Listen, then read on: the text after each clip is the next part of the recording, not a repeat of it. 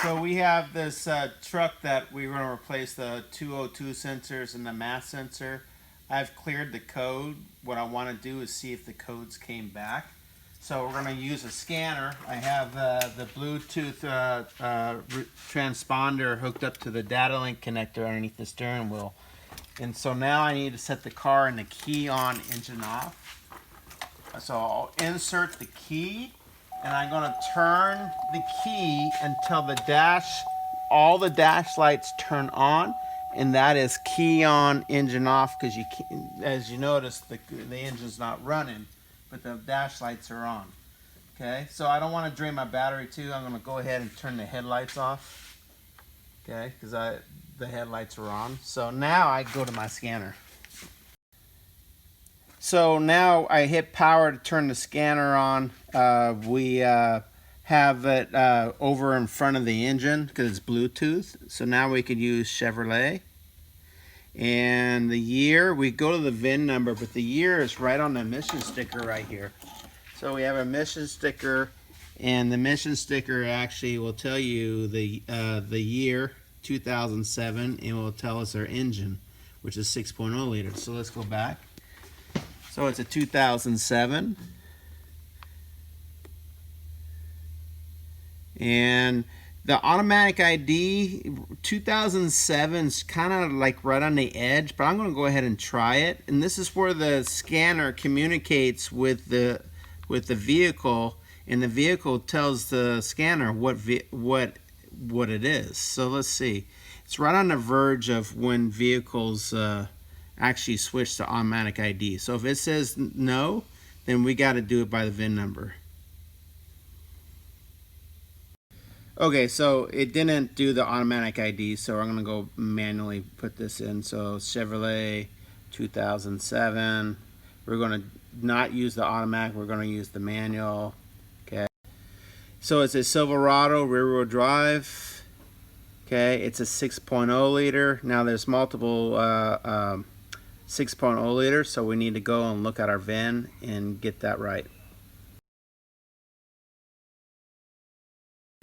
So we looked at the VIN number. It's a U, so it's this 6 liter. Like I say, there's 1, 2, 3, 4 choices. It's really important you get the right one. And hit OK. And now we should be able to communicate, and we can. So now I'm going to go to Codes menu. So I'm just going to click on that. And now I can see the codes. Okay, so I have a mass airflow sensor code. And it looks like that's the only one. And it's given us all the codes for all the different computers. So we have the mass, so P0101, mass airflow sensor code. We already smoke test the machine, so there's no air leaks. So usually when the mass sensor goes bad, it causes it to be lean, which is why we had O2 sensor codes before. So he just wants to change all 3 of them. So that's what we're going to do.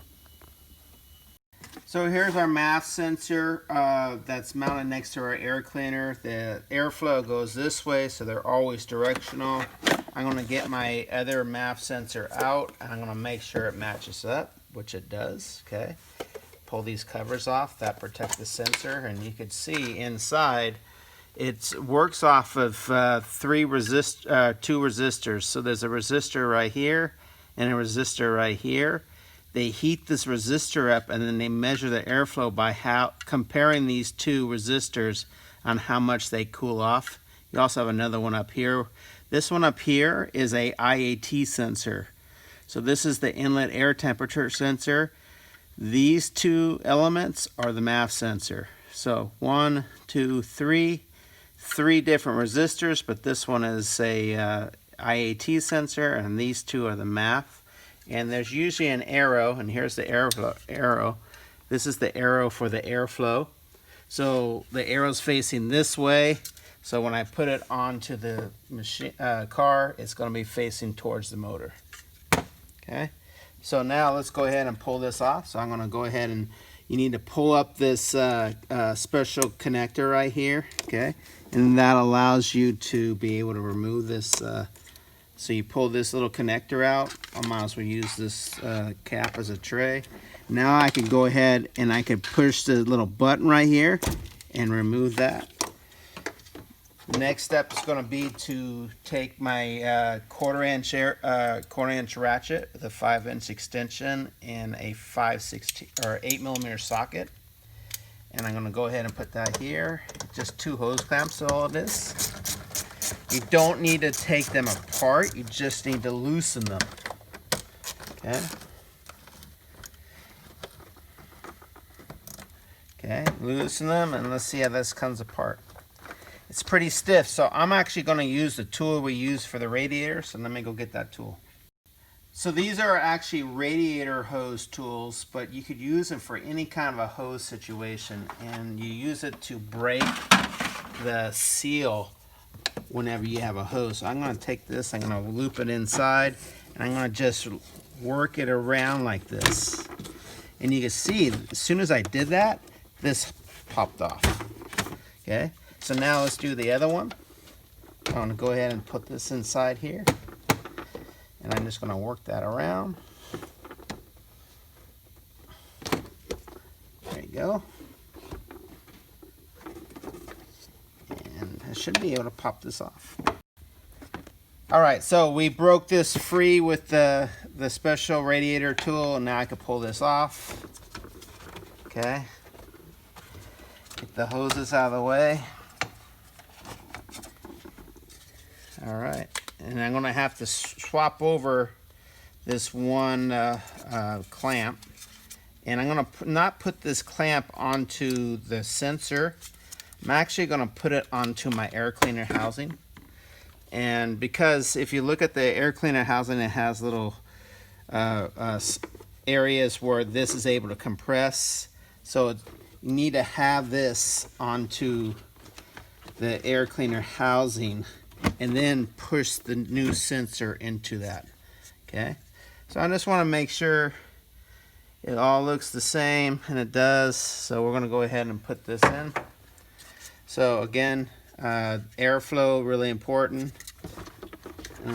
Move this bottom hose out of the way. Get this to slip into the top.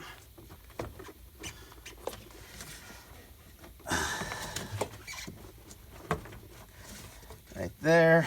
Kind of have to rotate it a little bit. We're good there. I'll do the other hose. Get that on right here.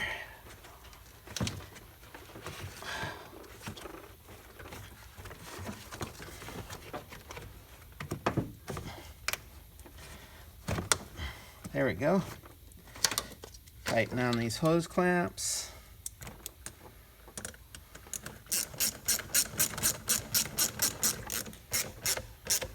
Just one.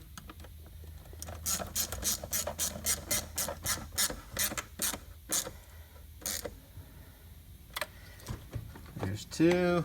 And now I'll get my connector. So I'm going to take the electrical connector, make sure all my pins, always check your pins, make sure they're all the way seated up inside here. And then I'm going to take that and I'm going to plug that in. It should click. There we go. Didn't really hear it click. Let me do it again. There we go. There's the click. And then I'm going to go ahead and put that retainer. This is really important that we put that on because it prevents the button or this from coming loose, and we're good. One thing I did want to go over is we had you guys do a special training module on air filters, and it showed the air meter in the training module. So here's a truck that has the airflow meter for your air filter, okay, and it has an actual color gauge here. So at the end of this video, we'll see how that looks as far as when the vehicle's running.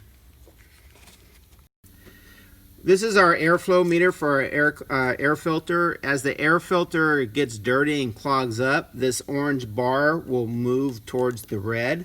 and you have to check it when it's running. You'll see there's a gauge right here that says 50% and then 80%.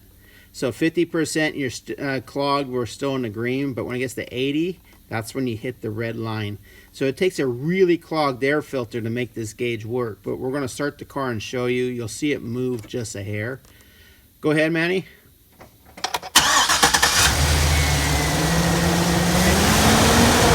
And he's going to rev the car.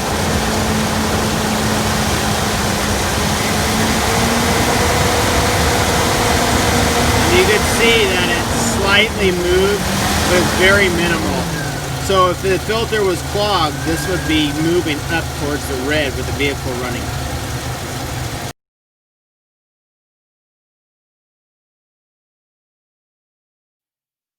So it's important we understand what the oxygen sensor's purpose is and where they're located. So I have this picture pulled up right here on the right side of the screen. You have your fuel injector spraying fuel on top of the valve. This would be ported injection. Now there are vehicles that are direct injection, which spray right into the combustion chamber. We ignite the fuel and then we burn that fuel to push the piston down. And then we open up the exhaust valve to let the exhaust out. So you notice that there's two O2 sensors here. So what's important to realize is when the fuel and air is burned, there is leftover oxygen. That oxygen goes into the exhaust as it leaves the combustion chamber. And then what the oxygen sensor does, it measures the amount of oxygen left over after combustion. Now, we do need oxygen in the exhaust because as we continue down the exhaust pipe, it hits the catalytic converter, and the catalytic converter does need that oxygen to process the emissions. So we have our front O2 sensor, okay? So this would be sensor 1. Then it goes into the catalytic converter, and then we have our downstream oxygen sensor, which is sensor 2. This measures the residual oxygen after the catalytic converter has used up it. So there's always going to be two O2 sensors, one before, or also called an upstream, and then one after. Now, the other thing we need to keep in mind is there's different types of engines. So an inline engine is going to have a bank 1 sensor 1, the catalytic converter, then a bank 1 sensor 2. Okay. The most common type is where you have a bank 1 sensor 1, a bank 2 sensor 1. Those go down into separate exhaust pipes, and you have your catalytic converter, and then you have a bank 2 sensor 2 and a bank 1 sensor 2. So sensor 1s are up by the motor, and they measure the leftover oxygen coming out of the engine. Sensor 2s are located after the catalytic converter, and they measure what's left of the oxygen after the catalytic converter uses them.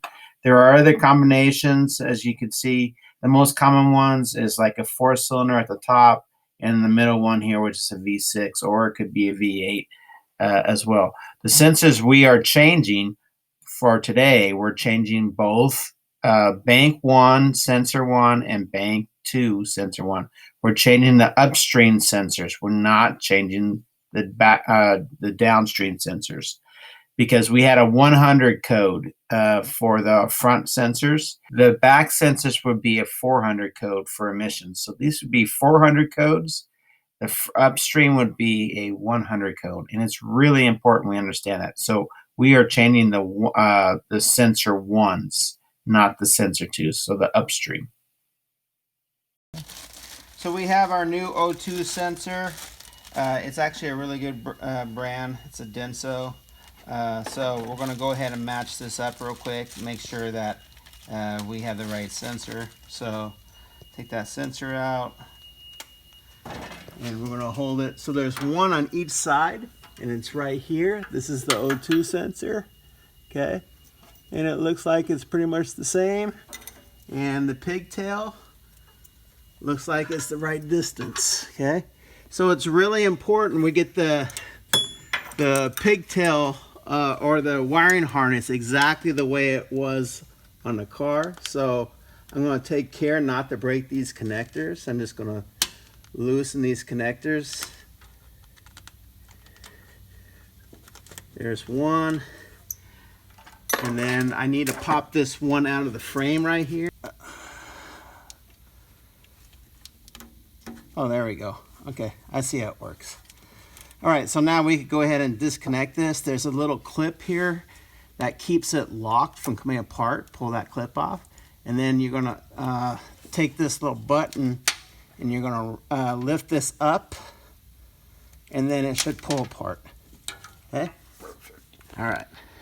So we have this master kit that has all the different types of O2 sensor sockets you will need. So most likely we're going to use that one with a flex head ratchet so we can get around the exhaust. Okay, it has all of these have a special slot in it for the wiring harness. We're going to spray a little bit of oil penetrant on the threads here, just so it moves off better and breaks the rust free. And then use our ratchet and our socket. Now it's going to take a little bit of finagling to figure out how this is going to work best. But you slip this over the harness down onto the actual, so I'm going to put the socket up there first and then get my ratchet on it. So there we go. Once I get that on there, then I can position my ratchet accordingly. Pop that on there, and then we could break this free. We're good? So now, go ahead. So now we go ahead and twist this O2 sensor off. The exhaust is hot, by the way, because we've been running it when we did the MAF sensor. So I'm being very careful not to touch a hot exhaust. We're going to have you guys do the O2 sensors with a cool exhaust. Although I will tell you, having a hot exhaust definitely helps the threads in unscrewing. So there's a plus to that. The downside is you get little burns like I did right here. Whew. So a lot of times O2 sensors will have a little anti-seize on here. This one does not. If it doesn't come with the anti-seize, I usually don't put any anti-seize grease on here. I just put them in dry. So,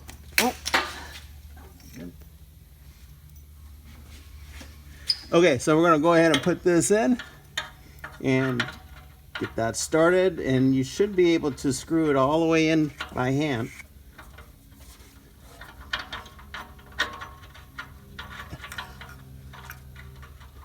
Let's see. There we go. And you want to tighten this before you hook up the harness, because you don't want the harness to be all twisted. So I'm going to put that the socket on, and then I'm going to line up my ratchet based on where it's at.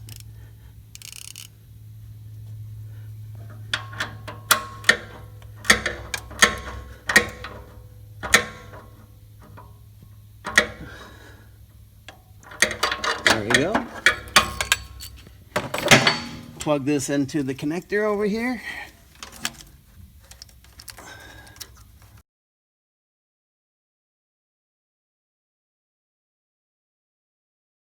Okay, so here's our old O2 sensor right here, the whole thing, and you'll notice there's little holes in this insulation, and then when I peeled it back, I saw the metal of the wire right here on both the white and the blue touching. So what I believe is happening is the mouse ate the wire right here and chewed through this section right here.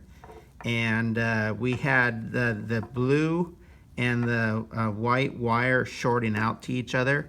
And this is the signal and the ground wire. The two black wires are always the heater circuit.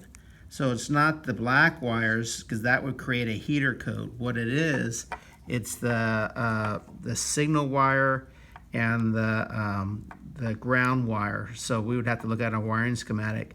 So we're going to put electrical tape around this and maybe return the O2 sensor that we were going to put in. Okay, so we weren't happy with the electrical tape on where the mouse ate the wire. So we got a new sensor with the correct connector, because the sensor we got to replace initially had the wrong connector. So this comes with the anti-seize. You just put it right on that thread right there. You don't want to get it on the sensor, you just want to get it right on the thread. Just a little bit, maybe a little bit on two sides like that. Okay, kind of working into the threads, and then get that up into the side of the hole here.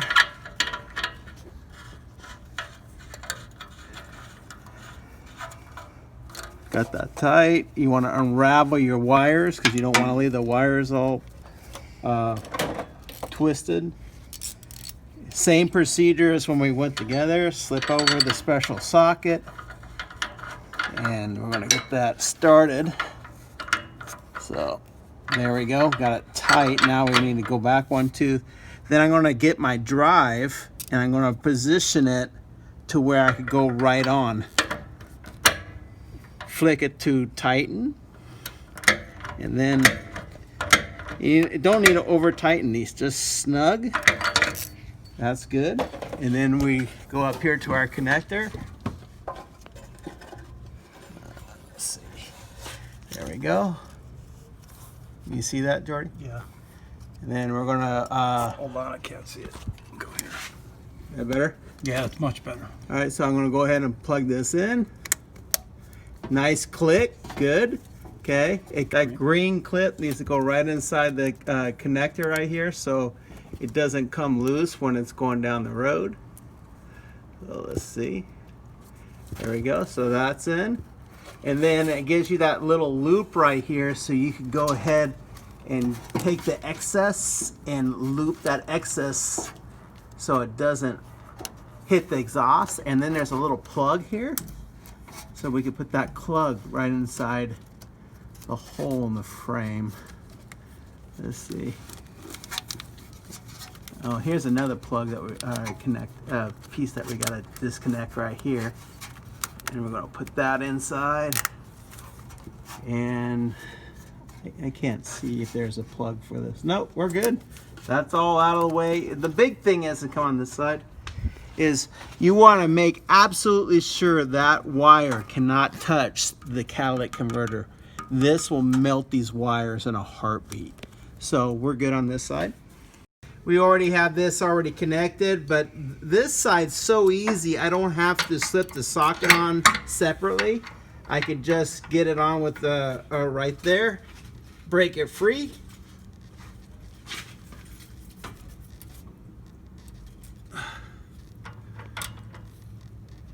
There we go. Notice I kind of did it with an open hand, so I didn't want to take a chance of popping my hand into the transmission. And let's see if this one has any. Nope. So this is what it should have looked like with not like where the other side had where it was eaten from the mouse. Okay, we've got our new sensor. We're going to put a little bit of NICs on. Spread it. Okay. Put it back up into the hole. And it's just the same process all over again.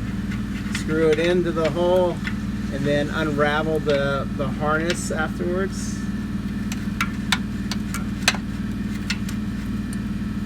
Unravel that harness, okay? Get my socket ready.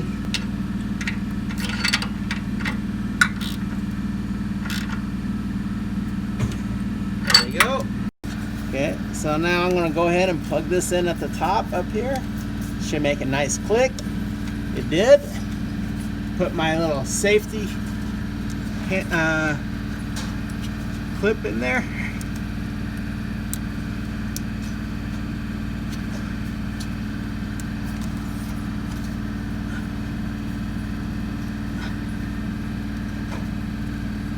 There we go.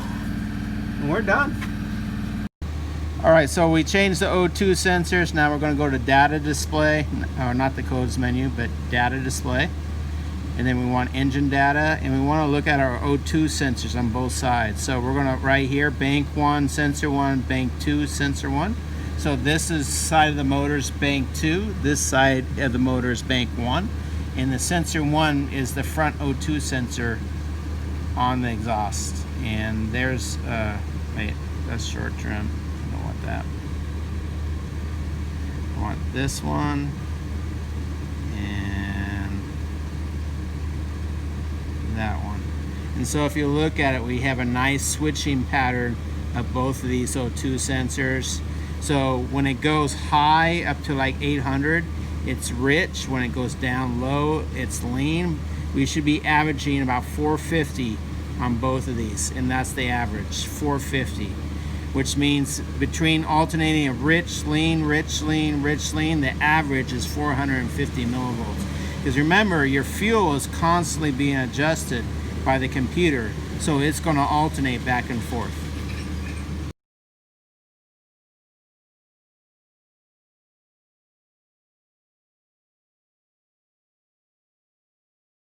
So here's the MAF sensor right here, and it reads it in grams per second. And it's a 6-liter engine, so I want to see at least 6 grams per second measurement, because that's telling me it's pulling in the exact amount of air the engine's rated at. 6.0 liter. I want to see at least a 6 on my scanner at idle here. Okay, so my MAF sensor now looks really good.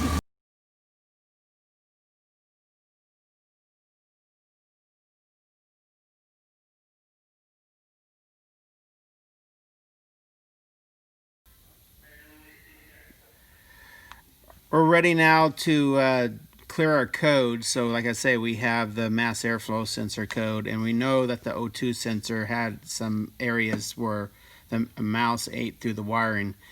One sensor could cause the other, so this code could have been from that O2 sensor. So we're still going to leave it in there, but I want to show how to clear the codes. So clear our codes read by scanner, the scan. So I'm going to put that there, and then it's going to clear every code we have. And so now the one that we were looking at was the engine code, and now that's cleared.